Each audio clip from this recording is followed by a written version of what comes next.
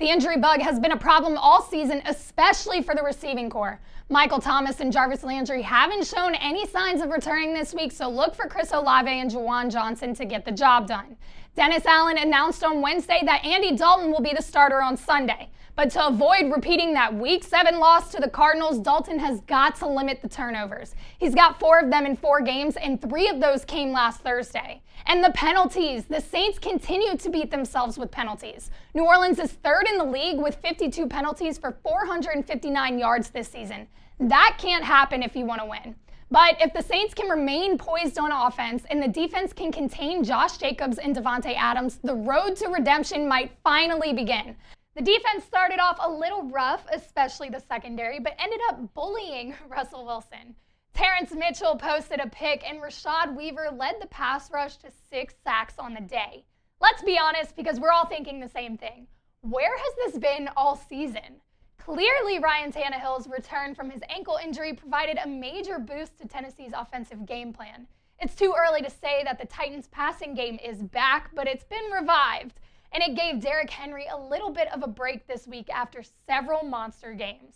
Alvin Kamara is alive and well, ladies and gentlemen. AK came into this game with 0 touchdowns on the year and racked up all 3 of the team's scores on Sunday. You heard me correctly, 3. And some hopeful news on the injury front. DJ Reader became eligible to return from IR last week, and head coach Zach Taylor told the media there's a possibility he returns for this week's matchup against the Steelers, which would be a huge help for the defense. Philly, we're just a few days out from the biggest game of the year. The Eagles have the chance to make more history and finish the impressive season in the best way possible. And here's a crazy stat for you, Philly. The last 9 MVPs that made it to the Super Bowl have been on the losing side of that final game. So if that trend continues, Hurts losing that MVP award to Mahomes could actually result in the Lombardi Trophy for the Eagles. Who would have thought? Not me. The Rams shocked the NFL world last night with a last-minute 17-16 win over the Raiders on Prime Video's Thursday Night Football. I'm Abby Alonzo from Chat Sports, and you're watching The Blitz. Well, Baker Mayfield saved the day for LA. The quarterback was picked up by the Rams just 2 days ago and managed to break a 6-game losing streak. Now, don't get me wrong, it wasn't pretty, and the offense still has a lot to work on, but LA got it done. Down by 6 with just 3 minutes left on the clock, Mayfield got to work using Ben Skoranek to get down the field. And then he let one loose to connect with Van Jefferson for a 23-yard game-winning touchdown pass. And with 10 seconds left, Taylor Rapp put the nail in the coffin with his first interception of the season. Between all of the injuries and uncertainty this team has seen this season, this kind of win couldn't have come at a better time. In LA, you can thank Baker Mayfield for it. With the score tied at 24 and time for 1 play left, the Patriots forfeited their shot to win in overtime. Ramondre Stevenson shot up the middle for 23 yards and then pitched the ball to Jacoby Myers, who tried to pitch it to Mac Jones. Instead, Chandler Jones intercepted the pitch and took it to the house after stiff-arming Jones, sealing the win for Las Vegas. And let's hope we see some of the OG defense this week. The Rush D made their improvements last week, but that's not my concern this week. Sam Darnold posted 341 yards versus the Bucs. But now that Marshawn Lattimore is back, that shouldn't be a problem. Joe Burrow has been on a roll the past 2 weeks, throwing for 781 yards and 6 touchdowns, and I think he's finally gotten comfortable with his offense. The Chargers are fighting for their life in the playoff race. They currently sit just 2 spots behind the Jets for the last wild card spot, so additional injuries to their O-line aren't ideal. Brandon Staley told the media on Monday that Corey Linsley is now in concussion protocol and is questionable for Sunday's matchup with the Raiders. And Trey Pipkins re-aggravated his MCL sprain, so he's considered day-to-day.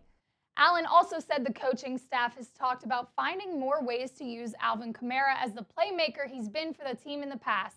And if you ask me, that conversation should have taken place long before Week 15. The Bucs have the 20th ranked rush D in the league.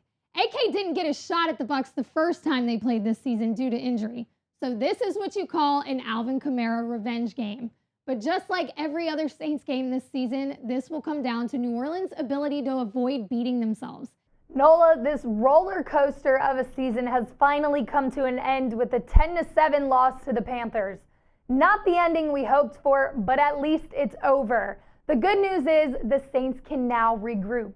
The front office has a lot of crucial decisions to make during the offseason if they want to avoid a repeat of this year in 2023. Colts QB Matt Ryan absolutely went off last week, and with the Titans defense giving up an average of 287.6 passing yards per game, Matty Ice could become a problem for Tennessee. Mac Jones got the start but didn't necessarily lock in the QB1 spot. Jones threw 1 touchdown and 1 interception on 194 yards against a solid Jets secondary, but the O-line didn't do much to help Jones out, allowing a season high of 6 sacks, which is more than they've allowed through the first 7 weeks combined.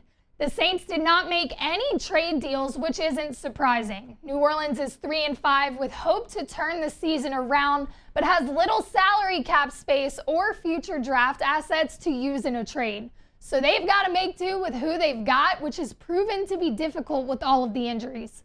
The big name everyone was waiting to hear in a trade deal was Cam Akers. Akers tweeted a few hours before the deadline, "I miss football," reiterating his desire to be traded. But that didn't happen as Los Angeles stood pat.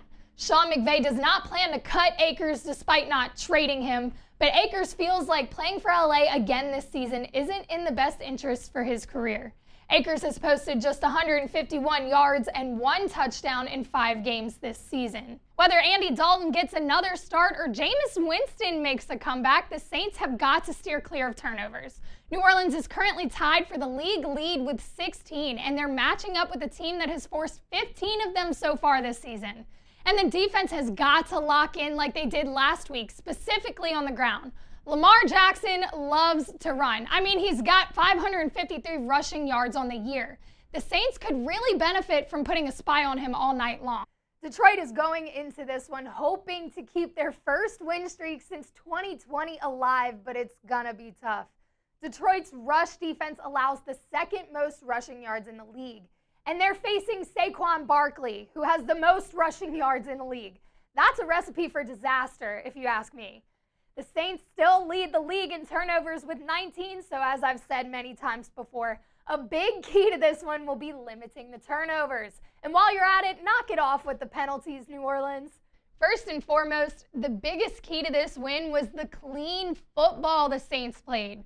New Orleans logged 0 turnovers and just 2 penalties for 15 yards. Major improvement on the turnover front that clearly led to a better result. And the D-line looks scary. Jonathan Allen, Montez Sweat, and Daron Payne wreaked havoc on the Texans' offense, posting 5 sacks, which would explain why Mills was running for his life so often. Sure, a playoff spot seems unlikely, but it's actually not impossible. The Lions were able to hang with one of the top teams in the league and seem like they've turned the corner recently. They're currently ranked 2nd in the NFC North and 10th in the NFC altogether. Could they backdoor their way into playoffs? Talk about a nail-biter. You got to give it to Brandon Staley for taking the risk to go for that 2-point conversion. And of course, we got to give props to Justin Herbert and Austin Eckler for some of the clutch plays they made down the stretch. Herbert threw for 274 yards and 3 touchdowns, which he hasn't done since week 2 against the Chiefs. That was some of the better football we've seen all season, New Orleans. And what better time to see it than against the Falcons? Dennis Allen told us last week that they were going to get Alvin Kamara more involved, and boy, did they. Kamara had 21 carries for 91 yards, which is the most involvement he's had since Week 4's win over the Seahawks. And we saw more of Taysom Hill in this one, too. He only got 2 plays under center, but with those 2 plays, he was able to produce 80 yards and a touchdown. Impressive.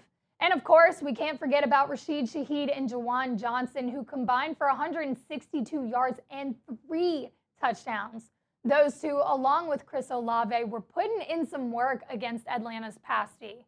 The Eagles have the best pass D in the league, so if Andy Dalton struggled before, this week will be no different. Good thing there's another option. Listen up, Pete Carmichael, the ground game. More specifically, Alvin Kamara and Taysom Hill. The more they get the ball, the more success we see from the offense. Numbers don't lie. After catching a pass from Joe Burrow, Bengals wide receiver T. Higgins was tackled by Bills safety Damar Hamlin. After the play, Hamlin stood up before collapsing on the field and was down for several minutes as paramedics had to perform CPR. He was then taken off the field in an ambulance and transported to the University of Cincinnati Medical Center. The Bills released a statement overnight with an update on Hamlin's condition, stating that, quote, his heartbeat was restored on the field and he is currently sedated and listed in critical condition. Bengals head coach Zach Taylor was seen visiting the hospital late on Monday night.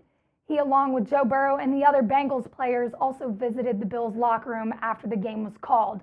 The matchup between the Bills and the Bengals was suspended, and the NFL announced on Tuesday that the game will not be resumed this week and that no decision has been made on resuming the game at a later date. Our thoughts and prayers are with Damar, his family, and the Buffalo Bills organization.